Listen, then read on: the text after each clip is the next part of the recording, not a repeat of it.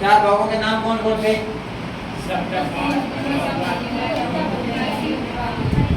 NEP 2020 के अंदर उसके बाद में 5 स्तंभ थे। कितने स्तंभ थे? एनईपी 2005 स्तंभ थे। 5 स्तंभों के अंदर सबसे पहले कौन सा स्तंभ था?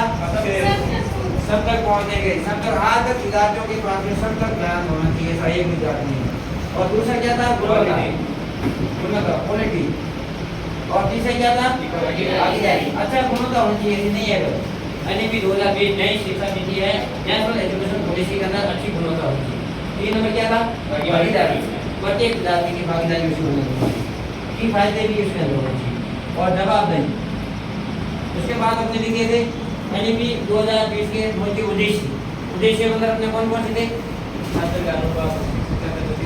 ये तो मुख्य बिंदु के अंदर आ गए। एनईपी 2020 के मुख्य उद्देश्य के बारे में अभी बताया था। उसके अंदर कुछ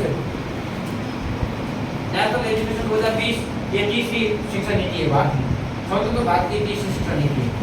एनईपी स्वतंत्र इससे पहले कौन से 1968 और 1986 के अंदर ये स्वतंत्र भारत की तीसरी शिक्षा नीति है, ठीक है ना।